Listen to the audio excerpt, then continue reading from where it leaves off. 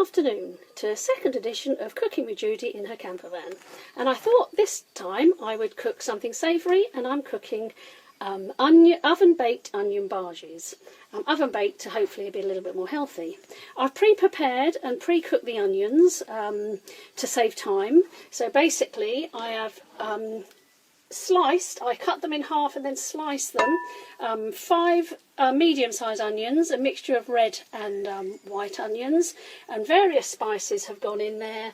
There's been half a teaspoon of turmeric and coriander, and then a quarter of a teaspoon of ground cumin, ground ginger, ground chilli, and for good measure I've added it in myself, a couple of crushed cloves of garlic, and I've just fried it all up in olive oil. The dried ingredients are a gram flour, which is this one, so just 5 tablespoons into a bowl, with some dried spices, which is half a teaspoon of coriander and half a teaspoon of cumin, so that goes in. A tablespoonful of tomato puree, the tomato puree which normally comes in a tube, for those that are not sure. And then basically you mix it all together, add the onions, so the onions go in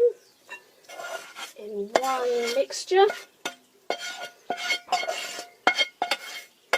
I have to say that when I was cooking these onions, the house did smell lovely. Nice and spicy if you like spicy food.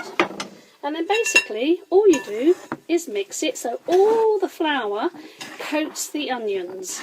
So it just needs to be one sticky mess at the end. Just give it a good stir so that there's no loose bits of flour and spices left in the bowl, and make sure that the tomato puree is all mixed in. And basically that all that flavour gets mixed in. If the mixture looks like it could be a little dry, which sometimes happens, to me anyway, you can add in a little bit of water and a little bit of olive oil, and then just carry on mixing. So, oh, I wish you could smell this, because the spices smell delicious. I have made these before, a healthier version to the deep fried onion bhajias, if any of you like onion bhajias, if you have an Indian takeaway. Because I'm doing this today, I've promised my husband a curry tonight, so that we'll have something to eat them with.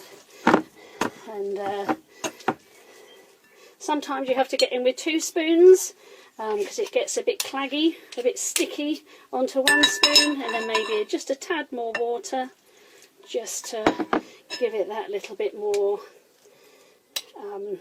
mix all those spices in, because I can still see some bits of white flour on the mixture, and that's what we're trying to get rid of.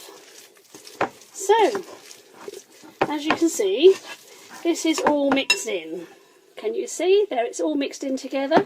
And then I've prepared this earlier, a baking tray with some baking powder and olive oil sprinkled on it.